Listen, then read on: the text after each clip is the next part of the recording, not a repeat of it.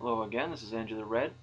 So this video is going to be just a quick summary of the stuff I'm currently reading, and I have finished one of them, and I'll talk a bit about that, rather than doing a separate book review for it, I guess.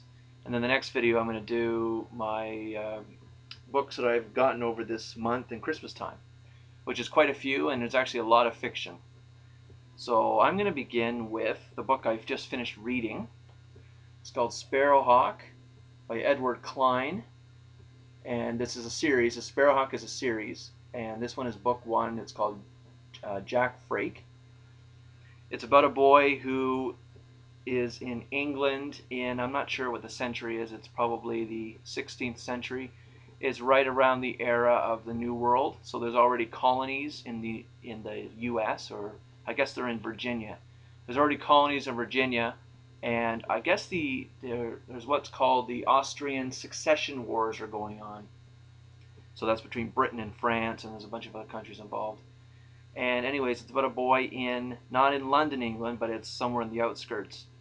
And I guess I won't give too much away, but I'll just talk about what I thought of it. So it's actually a really good book. It's a historical fiction, and it's about that era, and it's about smuggling as well, and it's about the crown, the king, and the tariffs that they put on tea and things like that at that time that really limited its economic success, and that's why smugglers were born, because they could sell stuff without those tariffs, and a lot of shopkeepers would buy those products from those smugglers as long as there was some way of not getting caught, of course.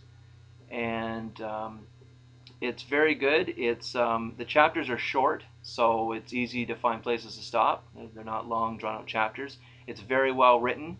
It is. It's certainly not. The language is a little bit higher than perhaps normal books, so that shouldn't be a problem really for anybody. One thing that was a little disappointing is there's a trial in it, and I was hoping there'd be more of an elaborate defense of some of the principles that are going on in the book, but that didn't really happen. I guess if you know of the Fountainhead, there is a very significant trial that occurs in that novel. And there's also a movie made of the Fountainhead. I think it was in the 50s or something. You can get that on YouTube.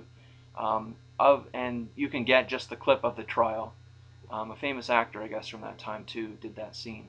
But anyways, I was disappointed with this trial, but that's okay. It's a good book, and I'm going to get into book two someday. I'm hoping to see it in a used bookstore before I order it myself. I did order that one myself, just off of A-Books or something like that. I don't know. Klein's novels are not. I don't know if I'll see it in the used bookstore. I'd have to get really lucky. I think there are 6 books in the series, and there's also a companion book that was made, and it just helps. It just talks more about the history of the time periods and talks about the characters, and it's just kind of I don't know. Okay, I'm also currently reading. I'm actually almost done it. Confucius, the Analects. Confucius was a Chinese, I guess you'd call him a philosopher or a sage or something like that. I don't know the time period. It was BC at least. I guess it was 550 BC is when he was born. And in here are all kinds of little clips of the analytics, but they're short. They're like maybe 3 or 4 sentences per paragraph, and there's an idea in there. There's also a lot of historical references of the emperors and the kings of the time that are not very useful, but I would say about a quarter of the book has got nice parables of things to think about. And as I've been going through this, I've been making notes on them that I think are worth talking about. So when I'm finished this, which will probably be just one more sitting, probably half an hour, I may do a separate video, because there's good stuff in here that I think people should hear about. And if they don't get it from reading the analytics, at least maybe they'll get it from me. So that's to come. Okay, this one I haven't even started yet, but it's on my pile. Notes from the Underground by Dostoyevsky, Russian writer, wrote Crime and Punishment. I don't really know what it's about. I guess I just looked at the back before I started the video, and it said something about it's... oh no, that was something else. Never mind. I don't know what this is about at all. but the writer is a good one. I've read his Crime and Punishment, and that is all. I do have The Brothers, and I do have the Idiot. So eventually I'll get to those other ones, because those are his other big ones. Here is The Freeman's Library by Hazlitt. I don't think you can get this unless you get it from Mises.org, MISES.org. Mises Institute is a economic, institute, and they profess free market ideas for the economy and all that. And Hazlitt's one of those writers. You may know of Hazlitt's famous book, Economics in One Lesson.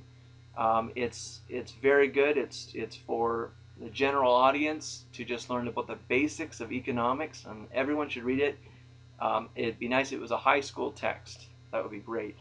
But this book, anyways, this Freeman's Library, it is just a giant bibliography. It just talks about sources. It talks about books from about the probably the end of the 50s and earlier, classics in economics, classics in politics. Of course, it's all about liberty-oriented stuff, as well as critiques of Marxism and stuff like that. So it's certainly specific, but it's very good. So it was worth me getting. But like I said, if you want it, there's only one place to get it. It's not a general publication book. Here's The Art of Fiction by Ayn Rand. If you see my other video, I have finished the other work. It's called the Romantic Manifesto.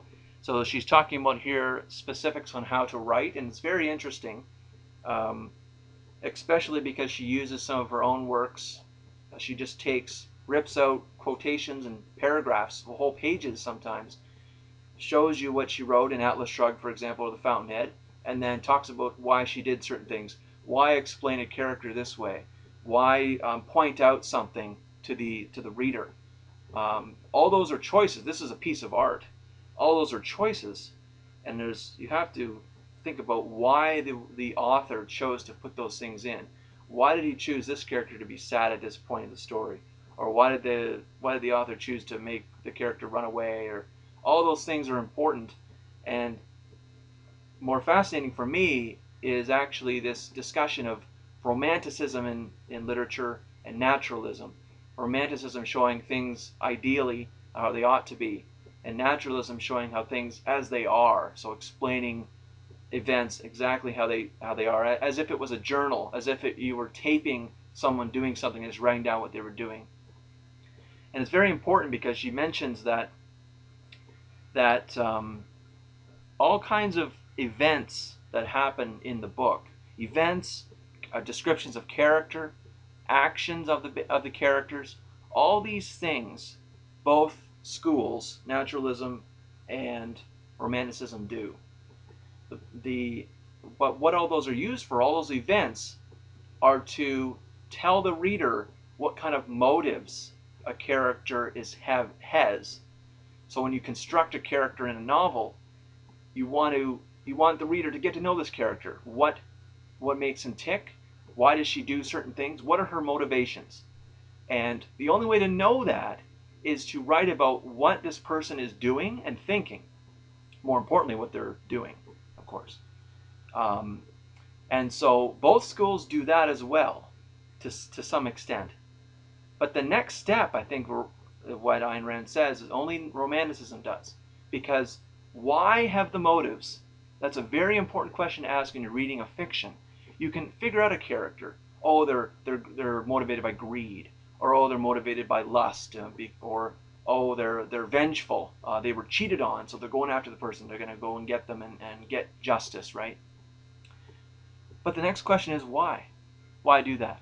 Why be greedy, or why be vengeful?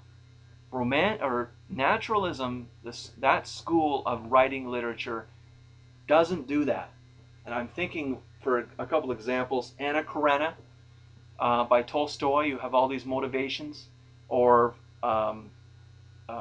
what's it called? Madame Bovary by Flaubert. I've read that one cover to cover. Train wreck of a story.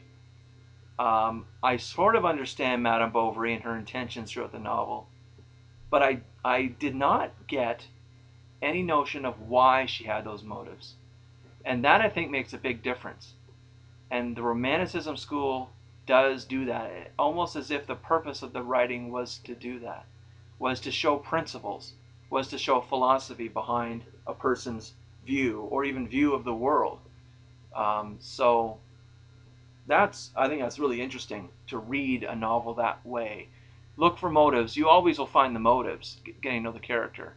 But why the motives? That is the more difficult thing, and that makes a better novel, I think. Okay, next one. Toward the Light of Liberty. This is by Grayling. You may know Grayling from atheist stuff, like the Four Horsemen, Hitchens and Harris and Dennett and Dawkins. Grayling is somewhat of a tag-along, but he's got some writing also in liberty. So that's a history. That book is on the history. It says the struggles for freedom and rights that made the modern Western world. So that's supposed to be a nice historical, a nice history on that movement, which of course I am interested in. Now I want to go to a book that I just recently got. Actually, this will be a new book, but I'm going to do it in this little video here. It's The Essential Writings of Ralph Waldo Emerson. You may know Emerson. And it's a big one. This is a big book. This is, 850 pages. And it's got his essays, it's got some of his poetry, and it's got, yeah, well, that's about it, essays and poetry. A lot of different stuff here. And I wanted to read a couple things on what he thinks about books, because I think it's actually really interesting. And you'll also see the writing style, which I think is fantastic and unknown in the 21st century today. So I'll start. If anyone has this book and wants to look up what I'm reading, this essay is called The American Scholar, and in this book it starts on page 43, but I'm reading from 46. So I'll begin. The theory of books is noble. The scholar of the first age received into him the world around, brooded thereon, gave it the new arrangement of his own mind, and uttered it again. It came into him life, it went out from him truth. It came to him short-lived actions, it went out from him immortal thoughts. It came to him business, it went from him poetry. It was dead fact, now it is quick thought. It can stand and it can go. It now endures, it now flies, it now inspires. Precisely in proportion to the depth of mind from which it issued, so high does it soar, so long does it sing. Or I might say it depends on how far the process had gone of transmuting life into truth. That's what books are supposed to do. Transmuting life, so the author writes about life, or his life, or even another subject, and yet his worldview and how life has treated him. You can also get in the writings, but they transmute that life into the truths they can derive out of it. Anyways, that's a nice little bit about books. He does criticize books a little bit further on. I won't read it, but he just mentions that you don't want to be stuck to books. You must continue on. He criticizes people who are, he says, bookworms, which is interesting. His point is that we have great writers that have carried the world along, such as John Locke, for example, Francis Bacon. What was the other one he mentioned? Cicero from Rome. They read the people that wrote before them, and yet they moved the world along. They had their own thoughts, given the past, and given those older writings. They've had their own thoughts and wrote on those and progressed the world. And so we must also. We have all these books and read them, but we mustn't say that we have found truth here, that this is it, this is the end. We have to, hopefully, and not error in that process, we have to continue on and be the next if we can, or make some small contribution to. We have to be the next John Locke or whatever it is, right? We have to try for that. Alrighty, so the next video is going to be about the new books I've I've just gotten over Christmas and this month.